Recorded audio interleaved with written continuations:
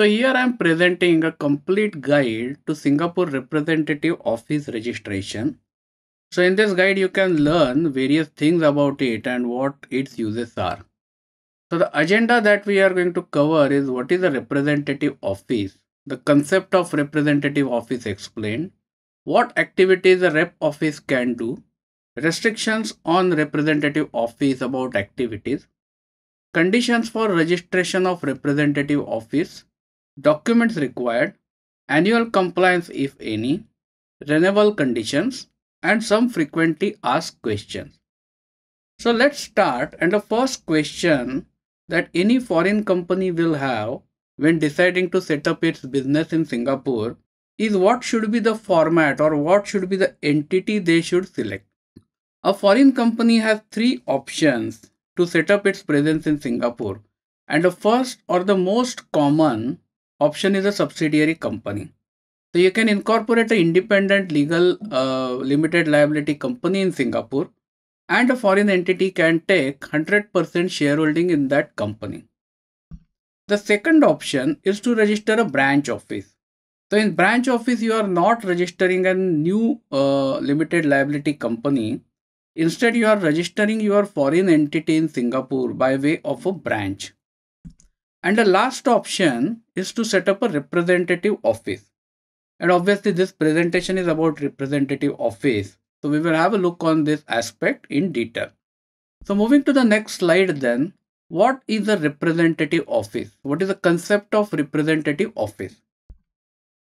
So representative office is a temporary office which is opened by a foreign entity in Singapore.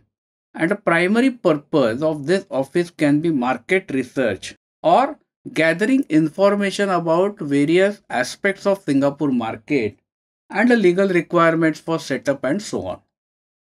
The representative office is not allowed to do any revenue yielding activities, meaning they are not allowed to engage into sales or any activities that will eventually lead to sales. The representative office does not have a legal status, does not have a separate legal status, so it is a part of parent entity. And obviously, liabilities of the representative office then reach back to a parent entity. So basically, representative office in corporate terminology can be referred to as a cost center, which you want to open and may have some employees there doing some market research and collecting information.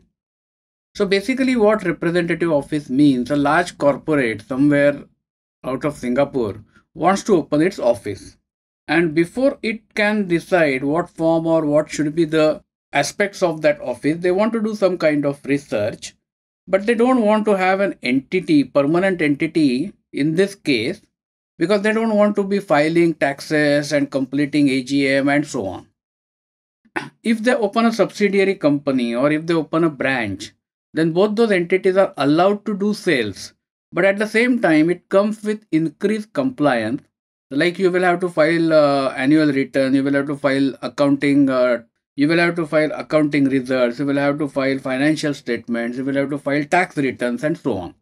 All those complexities are not associated with representative office because representative office does not have any sales leading activities. And since they do not have any sales leading activities, they are not going to have any profit. And since they don't have any profit, there is no need to file annual return or the taxes.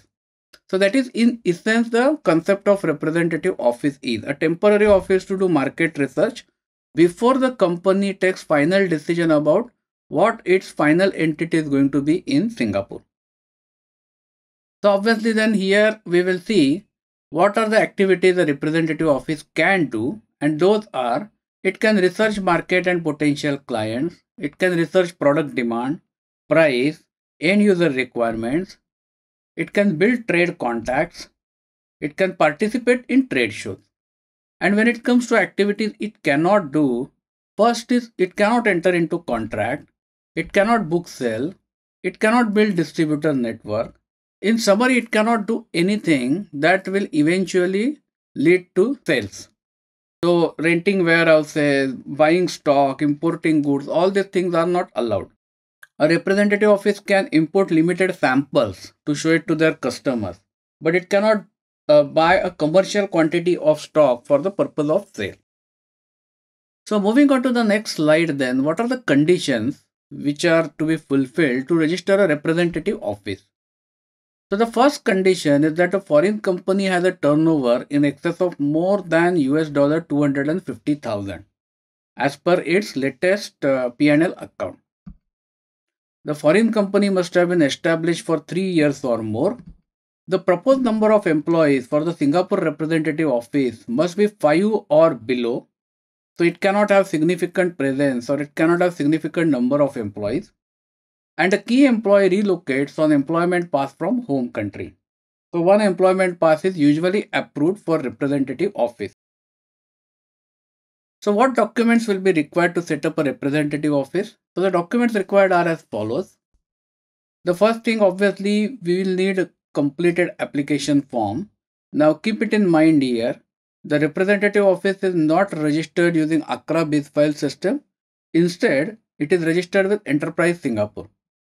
We also need parent company's certificate of incorporation and extracts. So extracts should specify who are the directors and current shareholders of the company. So this extracts is a legal document issued by the company's house in your country, the ministry that handles corporate registration. And it is an official document showing these details. Then we need parent company's latest audited accounts. We also need acceptance of terms and conditions governing representative office in Singapore. And we need board resolution of parent entity confirming its decision to open representative office, any representative appointed from company's side to manage the procedures and signing of forms. And lastly, we also need identity documents of main director or shareholder of the parent entity.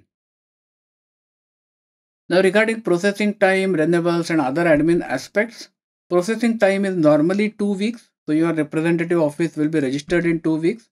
If you are applying for employment pass after this 2 week, employment pass can be filed. The duration for which it is approved is annual, and annual renewal is required. So, at the end of the year, Enterprise Singapore will send you a letter saying that your representative office is coming for expiry. So, do you want to renew it or not? The representative office can be renewed for maximum 3 years, and after that, the company, the foreign entity, must decide either to open a branch or to open a subsidiary. But representative office cannot be renewed beyond 3 years, so it is a temporary structure. As I have mentioned, one employment pass is normally approved for the key employee who will relocate to Singapore to oversee the affairs of the company. So moving on to the next slide, is there any annual compliance for representative office? So the good news is that there is no compliance either with Accra or with IRS. Basically because representative office is considered to be a cost center where your people are coming for some market research, their salaries are paid and office expenses are incurred. And after that, they either go back or convert this entity into a proper branch or a subsidiary. So basically, a representative office is not a revenue yielding structure. It is not going to have any sales and obviously it is not going to have any profit. Because of this, there is no need to file anything with Accra or IRS. You don't file any tax return. You also don't file any annual return. So here I am going to handle some of the frequently asked questions. So first question is, can a newly established company overseas register a representative office in Singapore? So the answer is no. There are two conditions: that your turnover in your home country must be more than 250,000 Singapore dollars and your company must have been registered at least for 3 years or more. Only if these two conditions are satisfied, you can register a representative office in Singapore. The next question is a representative office application subject to approval? So yes, it is subject to approval, and in some cases, Enterprise Singapore might reject the application. Though, if you have satisfied all the requirements, generally it does not happen. And the last question is, are you expected to visit Singapore to register representative office? The answer is no, this activity can be done remotely also. However, after representative office is registered, you will be opening the bank account for your representative office. This will be necessary for paying the salaries and business expenses of the representative office. So for that purpose, the visit might be required depending upon the bank's policy. So in summary, representative office is a temporary setup for specific activities only. You cannot carry out sales related activities in representative office. It cannot engage in any revenue generating activities. So some companies, instead of going for a representative office, sometimes directly go for the subsidiary registration. Thank you for watching this video. This video was brought to you by Epica Consulting Singapore. Subscribe to our channel today to get notified when new videos are posted.